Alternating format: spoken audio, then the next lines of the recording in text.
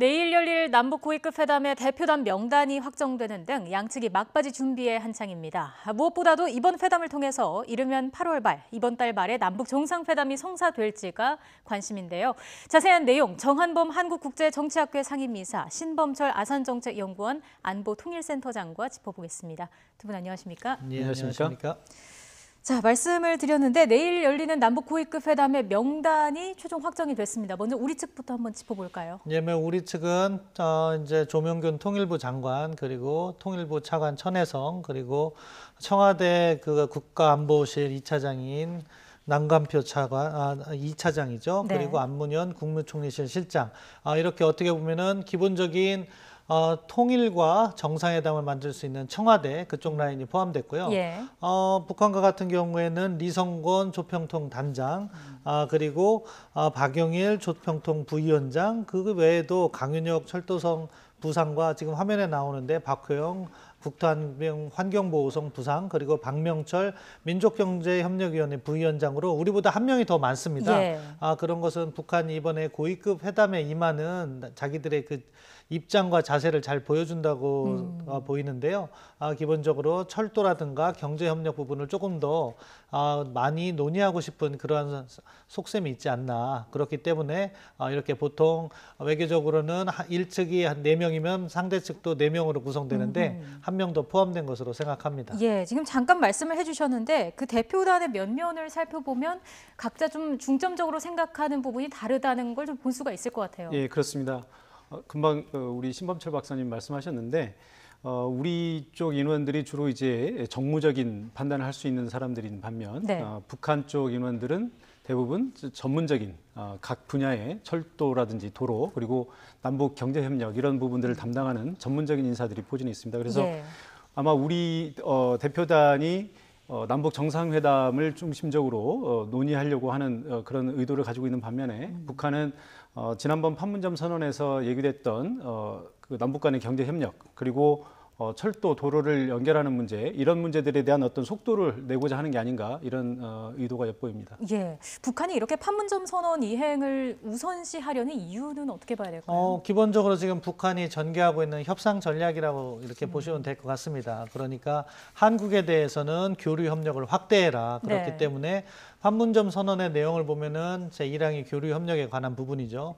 그 부분을 강조하는 것이고 뒤에 물론 종전선언이나 비핵화 부분, 특히 비핵화 부분과 관련해서는 미국에 대해서 북한의 단계적이고 동시적인 그러한 협상을 받아들여라 이런 이야기를 하고 있는데요. 그렇기 때문에 한국에 대해서는 판문점 선언에 있는 철도 협력이라든가 도로 연결 사업 그리고 또는 뭐 삼림 사업과 또는 개성공단이나 금강산 관광 재개 이렇게 어떻게 보면 그러한 경제 협력이 이루어질 경우 북한으로서는 경제적 숨통이 트일 수 있는 그런 분야이기도 하기 때문에 한국에 대해서 판문점 선언을 이행하라는 목소리를 높이고 있는 거죠. 예, 협상 전략이 있다라고 말씀을 해주셨는데 일단 다음 달 9일에 북한 정권 수립 70주년을 앞두고 있지 않습니까? 예. 이를 앞두고 경제적인 성과를 내려는 의도라고도 볼 수 있을까요?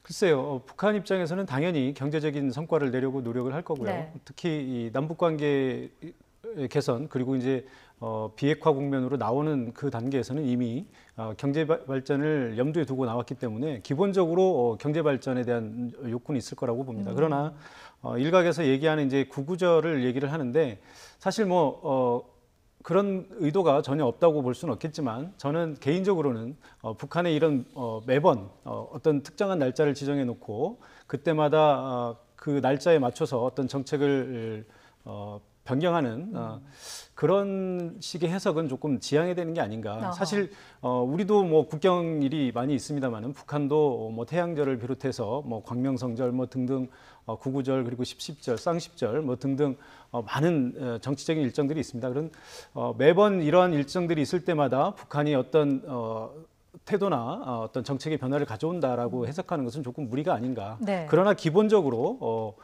지난번 판문점 선언에서 논의됐던 경제 협력이나 이런 것들이 조금 더 빨리 이 진전이 이루어지기를 바라고 있는 것은 사실이다. 이렇게 해석할 수 있을 것 같습니다. 네. 자, 남과 북이 중심 의제에 대한 시각차를 보이고 있는 가운데 일단 북한은 철도나 도로 현대화 논의에 무게를 두고 있는 모습인데요. 근데 또 북한이 종전선언이나 비핵화 정상회담 이런 부분에 대해서 논의를 할 가능성도 분명히 있어 보이는 상황 아니겠습니까? 예, 뭐 종전선언 같은 경우에는 판문점 선언에 포함되어 있는 내용이고 또 지금 미국이 이 부분에 있어서 약간 속도를 덜 내는 부분이기 때문에 네. 한국 정부에게 좀 약간 목소리를 높일 가능성이 있습니다. 한국 정부 이거 합의사항 이행해라. 그 미국에게도 종전선언 필요성을 잘 설득해라. 이럴 가능성이 있고요. 예. 핵 문제 해법과 관련해서 구체적인 조건이나 이런 부분은 사실 북측은 우리와 논의하기를 약간 꺼려해 왔습니다. 그런 부분은 오히려 우리가 제기를 해야 되는 거죠. 그래서 우리 종전선언 해줄 생각 있는데 너희들이 최소한 신고는 해야 되지 않겠느냐. 그러면서 비핵화 선언과 함께 비핵화의 진전과 함께 이런 종전선언도 제공될 것이고 또한 북한이 원하는 철도 연결 사업이나 금강산 관광이나 개성공단과 같은 경제 협력도 이렇게 비핵화에 진전이 있어야 가능하다. 이런 논리로 오히려 우리가 이제 의제를 꺼내서 북측을 설득해야 되는 그런 과제죠. 예, 일단 올해 들어서 4번째로 열리게 됩니다. 남북 고위급 회담. 양측이 원만한 접점을 이뤄낼 수 있을지 궁금한데 어떻게 전망하십니까? 사실 이 비핵화 국면 전체가 사실은 쉽지 않은 국면입니다. 그렇죠. 잘 아시다시피 북한이 비핵화를 진행하는 이면에는 체제 보장이라고 하는 큰 요구사항이 있는 거거든요. 북한이 비핵화를 진행하는 것과 미국이 체제 보장을 이행하는 이런 두 가지 다 이슈들이 모두 다 쉽지 않은 것이기 때문에 어느 국면도 쉽게 진행될 거라고 기대하는 것은 무리가 아닌가 이렇게 생각을 합니다. 다만 지금 요 국면과 관련해서만 얘기를 한다면 예. 그동안 한 두어 달 동안 남북 관계 그리고 북미 관계가 정체해 있었기 때문에 아마 북한이 고위급 회담을 제안한 것은 이 시점에서 뭔가 조금 새로운 돌파구가 필요하다고 생각한 것이 아닌가 이렇게 생각이 되고요. 또 일각에서 우리 정부 관계자들의 전언에 의하면 그동안 북미 관계, 북미 막부 접촉에서 어느 정도 진전이 있었기 때문에 이러한 상황을 발판 삼아서 새로운 전환의 시점을 모색하고자 오늘이 아니라 내일이죠. 내일 고위급 회담을 제안을 했던 것으로 이렇게 생각을 합니다. 그런 측면에서 본다면 아마 이 고위급 회담이 아무런 근거도 없이 그냥 일단 만나고 보자 하는 것은 아닌 것 같고요. 뭔가 물밑에서 어느 정도의 진전이 좀 있었던 것이 아닌가 이렇게 생각이 됩니다.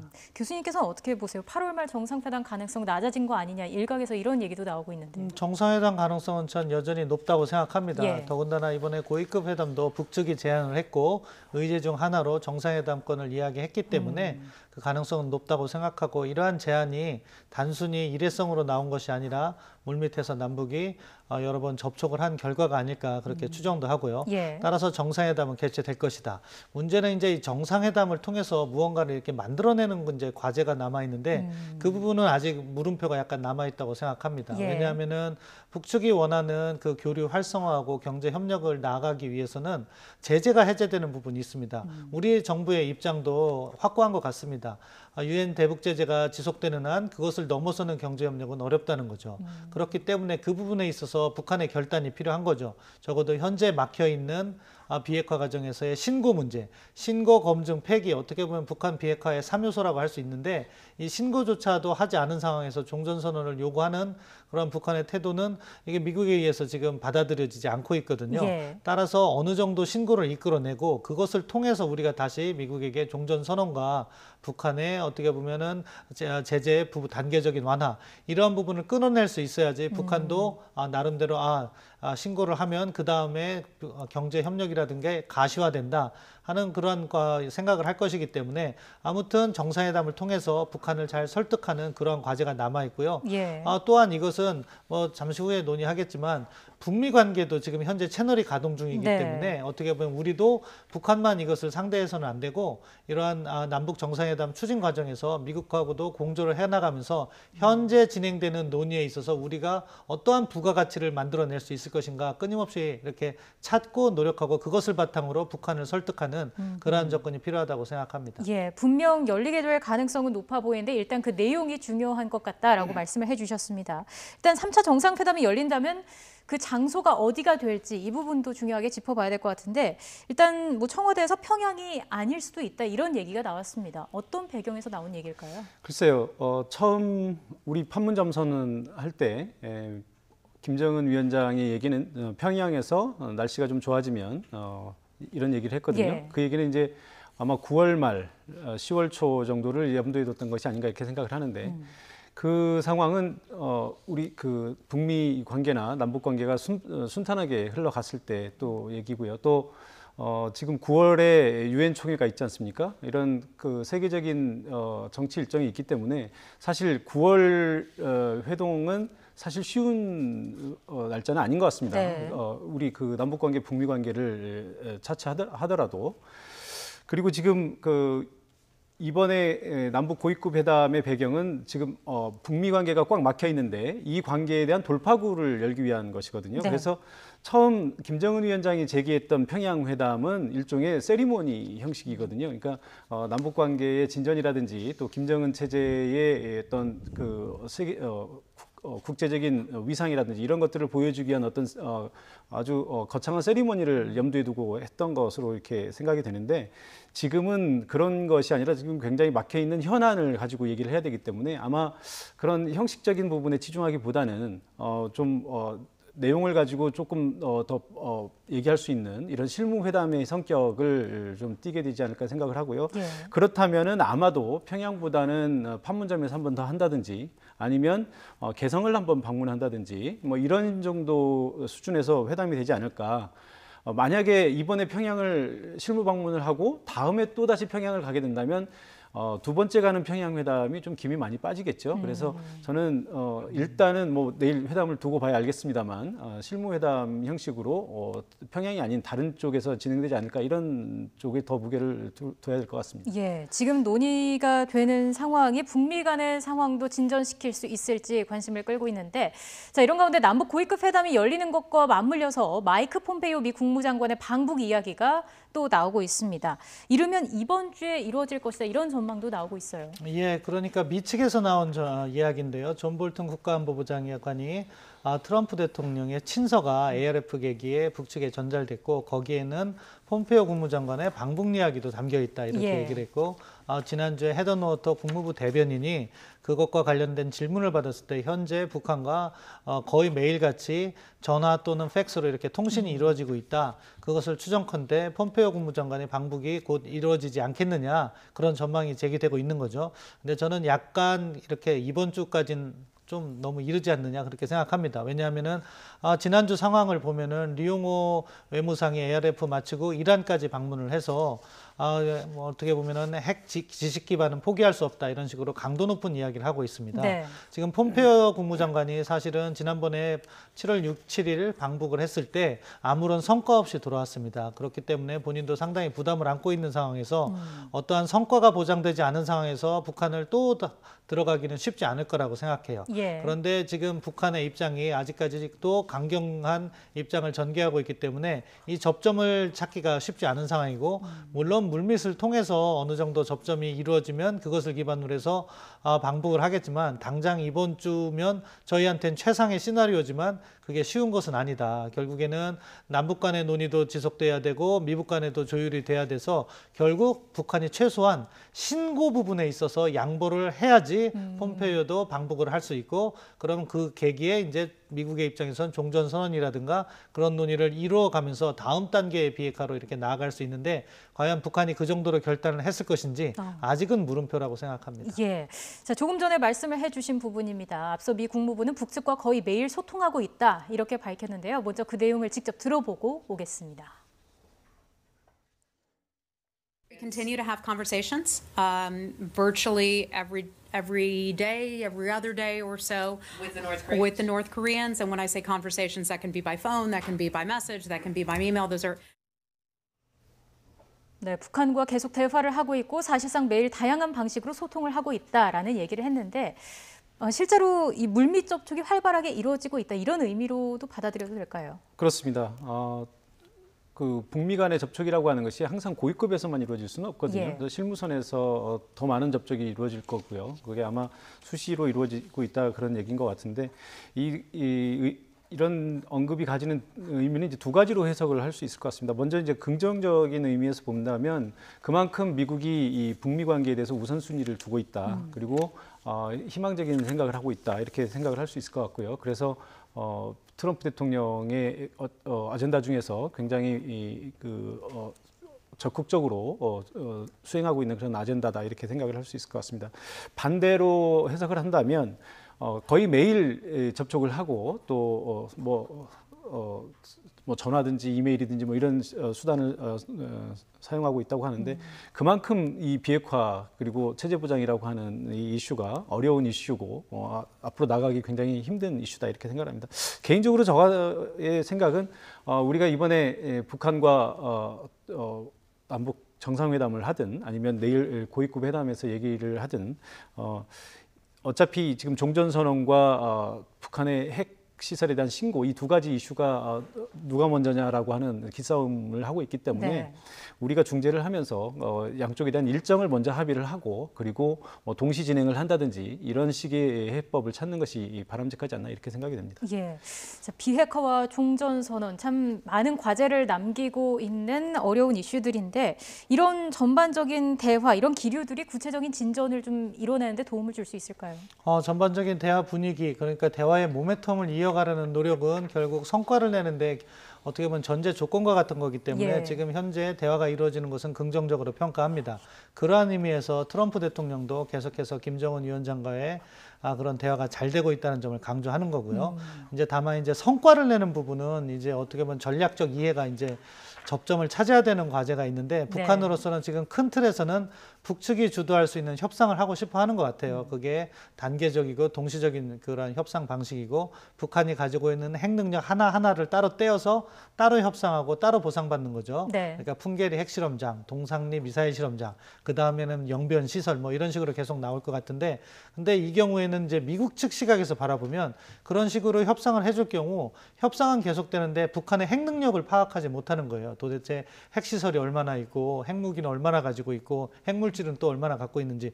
그러니까 미 측은 신고 검증 단계로 가자. 그래서 당장 신고부터 좀 해라 이런 목소리를 내고 있는데 이 부분의 접점을 찾는 게 사실은 쉽지 않습니다. 예. 왜냐하면 어떻게 보면 협상의 큰 틀이 합의되는 거기 때문에 그래서 팽팽한 줄다리기를 하고 있는 건데요.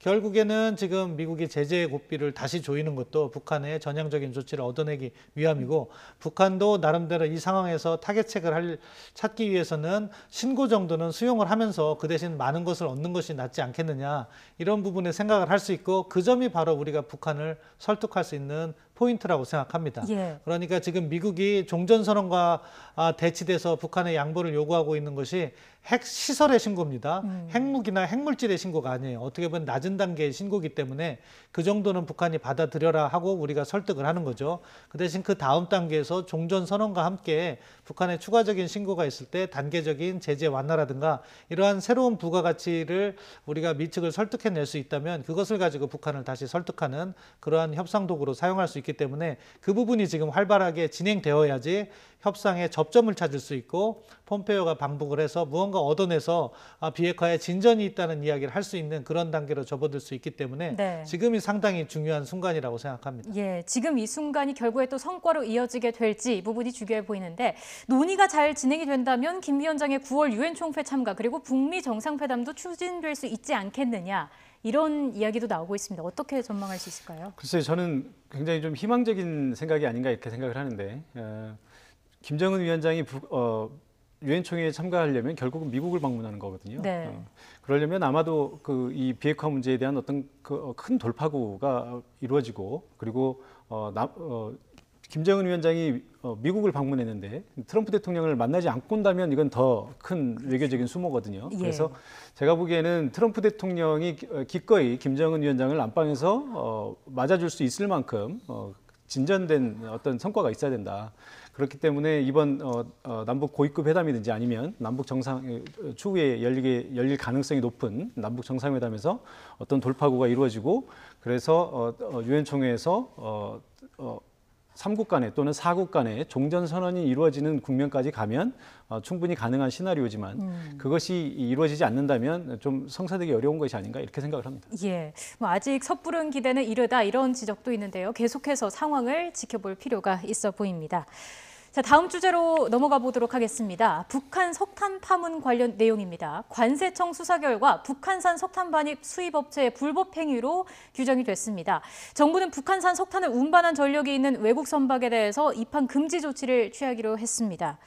정부의 발표와 조치 어떻게 보셨습니까? 뭐 이제 좀 아쉽지만 이제라도 제대로 가는 거에 있어서 다행이다 이런 측면이 있는 거고요. 예. 다른 한 측면에서 볼 수 있는 건 그만큼 제재 이행이 어려운 거라고 생각합니다. 어떻게 보면은 북핵 위협의 당사자인 한국도 이렇게 제재의 구멍이 발생했는데 다른 나라들은 어떻겠습니까? 사실은 제재를 하는 경우에는 북한만 손해 보는 것이 아니라 거래하는 상대 측도 손해를 보는 거죠. 거래를 네. 중단하기 때문에 그런 측면에서 그러한 나라들을 계속해서 독려하고 설득하기 위해서는 우리가 모범이 되어야 되는데 그런 점이 되지 못했다는 점에서 아쉽고 이제라도 이런 것을 갖다가 기소를 하기로 했으니까 철저하게 원인을 갖다가 파악해서 재발하지 않도록 소잃고 외양간을 고치는 감은 있지만 그래도 외양간은 제대로 고쳐야 된다 어허. 그렇게 생각합니다. 예, 수사가 지나치게 지연된 부분에 대한 의혹도 계속해서 제기가 되고 있는 부분 아니겠습니까? 예, 그렇습니다. 이게 10개월 동안 이런 수사를 그렇죠. 했다는 게 좀 아쉬운 부분이죠. 예. 사실은 뭐 작년 10월 정도에 관계기관이라고 하니까 우리 외교부나 정보당국에서 관세청에 정보를 준 것 같아요. 외국에서 그런 정보를 입수해서. 그래서 시작이 됐으면 조금 더 서둘러서 작년 말에 이렇게 끝내놨으면 이런 문제가 다시 불거질 일이 없는데 그런 조사가 2월 달에 1차 이렇게 조사를 했는데 부실하다고 해서 그 다음 조사 결과로 해서 검찰 쪽에 이야기한 게 7월이에요. 그 5개월간이 상당히 좀 아쉬운 부분이 있죠. 예. 다른 한편에서는 우리가 평화 프로세스를 진행하고 남북 정상회담을 하니까 이 제재 문제를 조금 더 이렇게 묻어둔 것이 아니냐 네. 하는 생각이 드는데 그런 부분이 있어서는 안 된다고 생각하고요. 우리가 북한이 잘못한 부분, 제재를 이행하는 부분은 충실히 이행해 나가면서 북한에게 목소리를 내야 될 부분은 내고 또 북한의 목소리를 경청해서 우리가 진전시켜야 될 부분은 진전시켜 나가는 그러한 방법이 당장 속도는 조금 느릴지 몰라도 장기적으로 바람직한 방향이라고 생각합니다. 예, 지금 사실 무엇보다 가장 큰 논란은 유엔 안보리 제재 결의를 위반했는지 여부 아니겠습니까? 예, 단편적으로 보면 우리가 이제 위반했다고 볼 수도 있는데 사실 그 유엔 안보리 제재의 위반이라고 하는 것은 어떤 좀 반복성이나 어떤 체계성 이런 것들이 있어야 되기 때문에 우리가 현 단계에서 이것이 유엔 안보리 위반이다라고 단정적으로 이야기는 어렵다고 예. 봅니다. 왜냐하면 뭐 이 수사가 이제 얼마나 공정했느냐 뭐 이런 논란은 충분히 있을 수 있는데 우리 정부가 실제로 알고 있었느냐 또 이런 또 이슈도 있고요. 또 의도적으로 방치했느냐 이런 이슈들이 있기 때문에 이 부분에 대한 명확한 근거가 제시되기 전에는 이것이 위반이냐 아니냐를 따지는 것은 조금 좀 성급한 것 같고요. 네. 다만 제가 한 가지 여기서 조금 제기하고 싶은 문제는 사실 이 문제가 유엔 안보리 결의를 위반하고 있는 것 같은 문제는 분명히 사실이고요. 또 우리 정부가 조금 더 이런 문제에 대해서 조금 더 좀 강하게 단속을 한다든지 이런 것이 필요할 것 같습니다.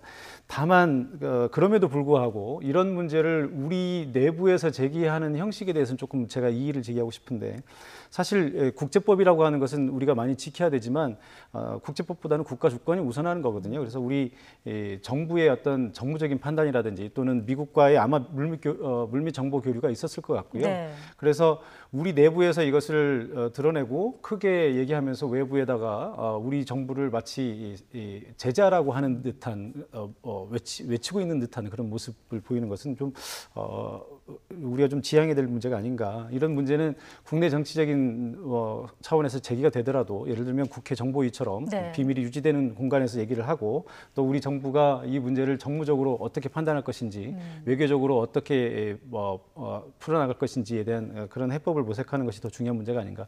예를 들면 그렇습니다. 이게 위반했느냐 안 했느냐보다 사실 더 중요한 것은 이 문제를 가지고 미국과 또는 국제사회와 긴밀히 협조를 하고 이 문제를 제대로 풀어가느냐. 예. 이것이 더 중요한 문제라고 이렇게 생각을 합니다. 예. 말씀을 해주신 부분과 연결 좀 지어서 좀 질문을 드리도록 하겠습니다. 지금 이런 상황에서 미국의 독자 제재인 세컨더리 보이콧 가능성도 언급이 되고 있는데 사실 세컨더리 보이콧을 적용하려면 미국 입장에서도 좀 위험을 감수해야 하는 부분이 있지 않겠습니까? 뭐 세컨더리 보이콧 부분은 저는 그렇게 걱정하지 않습니다. 그것은 미국 행정부의 재량이 있는 것이고 우리 정 교수님께서 얘기하신 것처럼 이 문제의 처리 과정에서 미츠가 충분히 협조를 했을 거다 그렇게 생각합니다. 그래서 미국 국무부 대변인도 그러한 질문을 받았을 때 한국 정부와 코디네이션이라는 표현을 했는데 네. 협조가 잘 이루어지고 있다 이렇게 이야기를 했었고요. 다만 이제 제재의 틀을 제가 잠깐 부연해서 다시 설명드리려고 네네. 하는데요. 뭐냐면은 유엔 안보리 제재 결의안은 2371호에서 북한산 천연자원을 수입하지 못하게 되어 있습니다. 네. 그럼 누가 그것을 수입해서 제재를 위반했느냐? 국내의 기업이 위반한 거죠.